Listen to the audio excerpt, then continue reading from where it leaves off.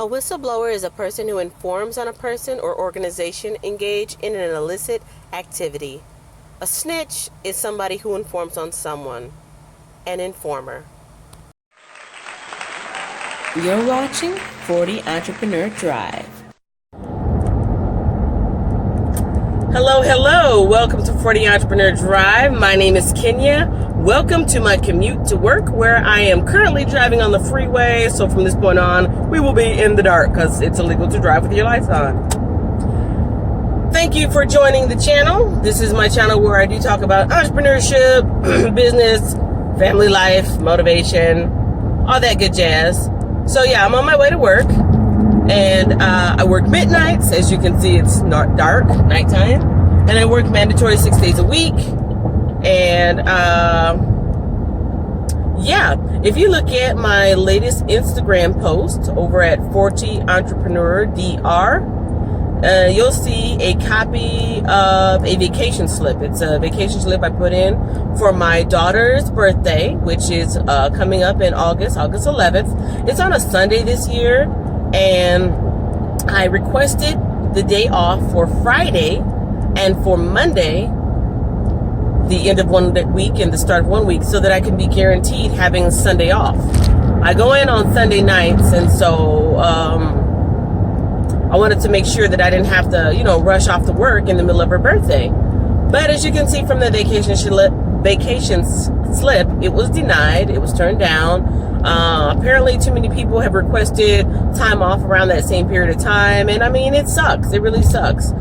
Things like that have been going on for years. When I first hired in, I couldn't get time off because I didn't have enough seniority. And now that I've got, coming up on 19 years of seniority, it seems like it's still not enough time for me to be able to take off and get time with my family and celebrate and just get some vacation time. But as angry as that makes me, I use it for fuel. I use it for fuel and motivation to keep doing what I'm doing for my YouTube channel, for my online stores, and for the other things that I want to do so that I can be self-sufficient and work for myself. That's really not what the video is about. The video is about my job, which continues to fuel me to really want to go out on my own, because there's just no time. I keep saying there's no time. Man, what do you do? It pissed me off so much when I was in therapy, and I asked my therapist, how can I maintain my frame of mind? How can I not slip back into depression? How can I not go back to being burnt out when I've only got one day a week? And she couldn't answer that question for me. So it's officially Saturday for me. It's Friday night, actually. It's Friday night. It's Saturday for me. And I've been requesting Saturdays off.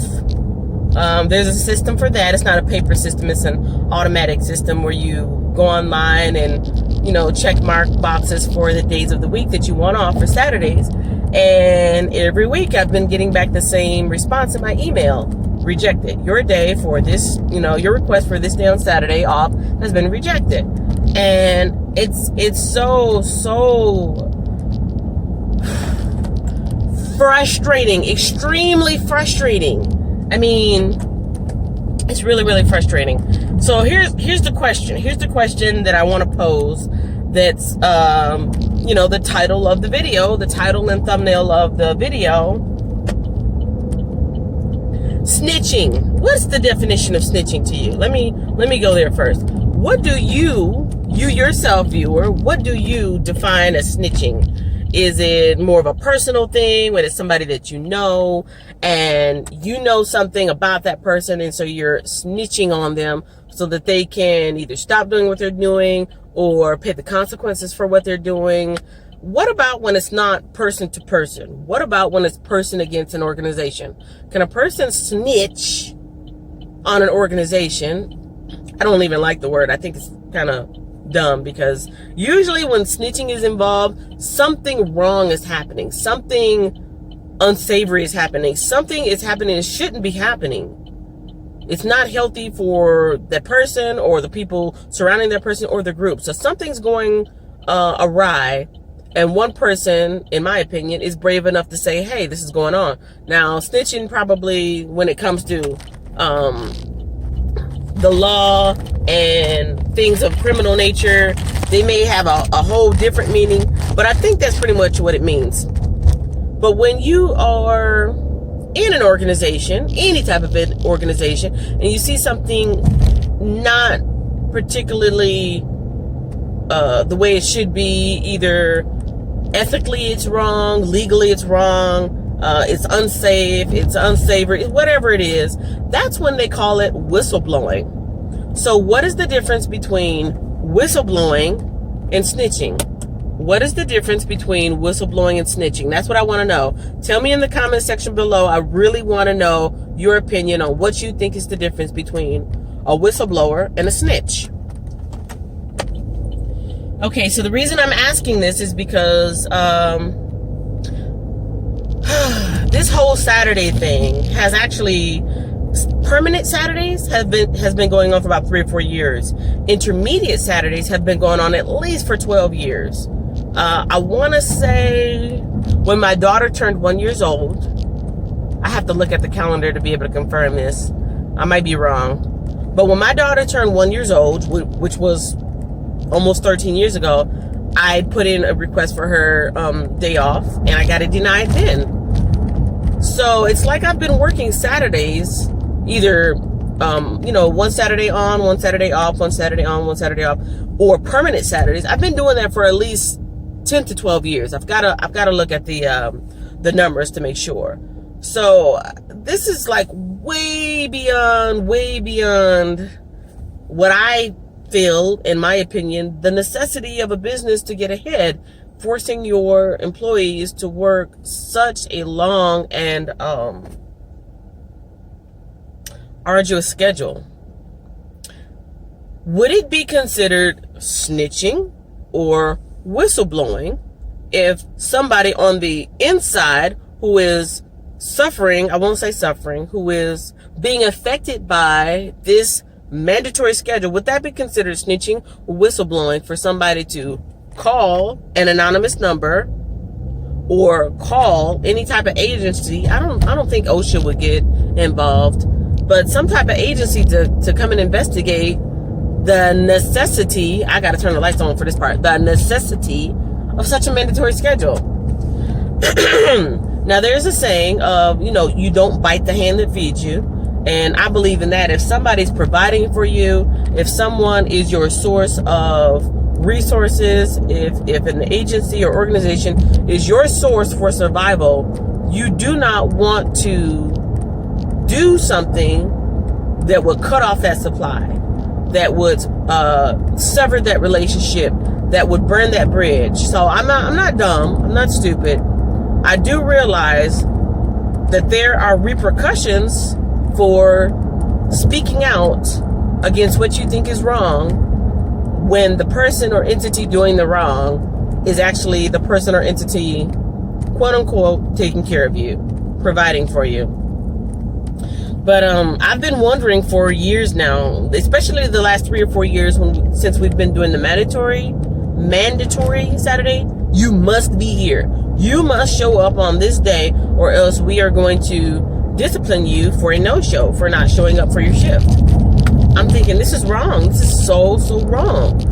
And I don't know if I were to hypothetically, is it hypothetically, rhetorically, whichever one it is, hypothetically, if I were to do that, 1, would anything even be done about it?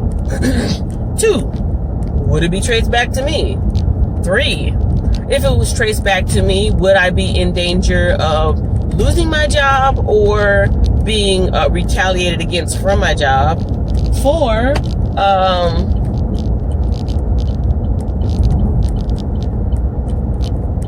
I can't think of 4 right now. I'm pretty sure there's a 4 and a 5. I'm kind of caught up emotionally, and then I'm also trying to pay attention to the road because I got to make a turn pretty soon. But what do you guys think about that? Have you ever been, I want to know, have you ever personally been in a situation at your job, your place of employment, where you felt like you should probably speak up against something? You should probably tell somebody higher up about something that's going on. You should probably reach out to an outside organization the news, OSHA, some outside source. Have you ever felt like you needed to speak up against something that was going on in your place of employment? If you did, I don't need to know the details, especially if you're still there, but if you did, do you feel like it made a difference? Do you feel like you were retaliated against? If you lost your job, do you think it was because of that? If you saw a positive change, do you think you are personally responsible for it? Or maybe it was a coincidence, or it was only a small piece of it? I'm just wondering.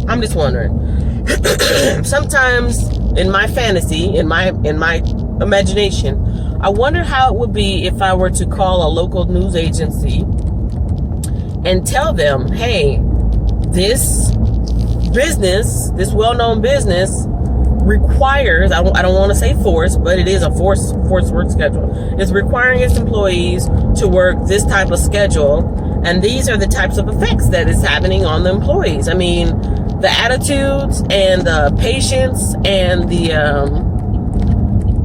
attitudes and patience of the people are short, very, very short. It's like everybody's got a short fuse. Everyone is tired. People are lashing out. More often, I'm actually seeing either people coming to fisticuffs, almost coming to blows with their coworkers for minor things, or people are getting cussed out, or just a lot of anger and frustration, and a lot of people acting out more and more. And when me and my coworkers talk about it, we're, kind of shaking our heads like, what can you do? I mean, what do they expect? People are tired. People are, getting snappy and getting short with other people because they're tired. They want to spend time with their family. They want to spend time with their friends. They need a day off. They need a vacation, yada, yada. And I don't know. It's a very weird situation where here's the money and the pay and the benefits on one hand. I've talked about this in other videos before. And here's life, living, freedom, and everything that we go to work to support in the other hand. And that's pretty much where it is. The business is here, and family, friends, and living and life is here, and it's, I don't know. I would like to think that I'm a good employee. I've always thought that I was a hard worker. I don't know. I don't know if I would consider myself a company girl, but once upon a time, I believed in my company. I was very proud to be an employee, and I was happy to be employed here, and I really believed in what they were doing. But now I really feel like a number. I really feel like a number. I really feel kind of disrespected and disregarded, and I know that I could be easily replaced. It's already happening.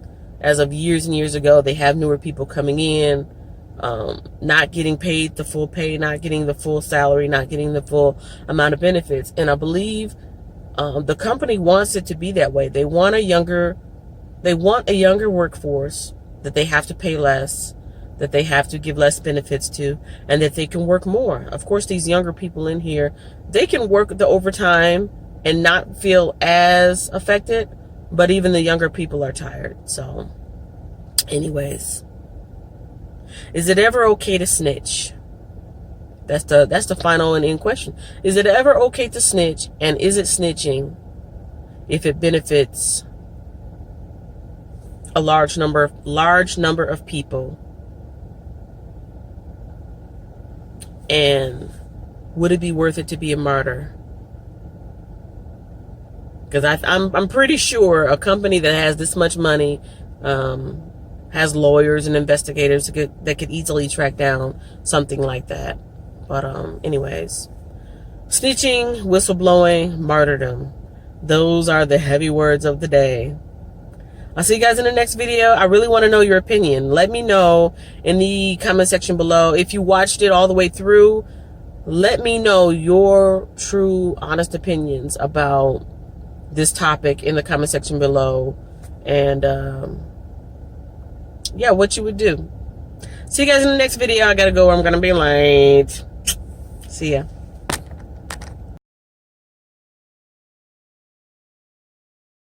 Share Sharing this video will allow you to discuss the topic with others. Subscribing will bring more videos your way. Smashing that like button will make you feel good inside. Trust me.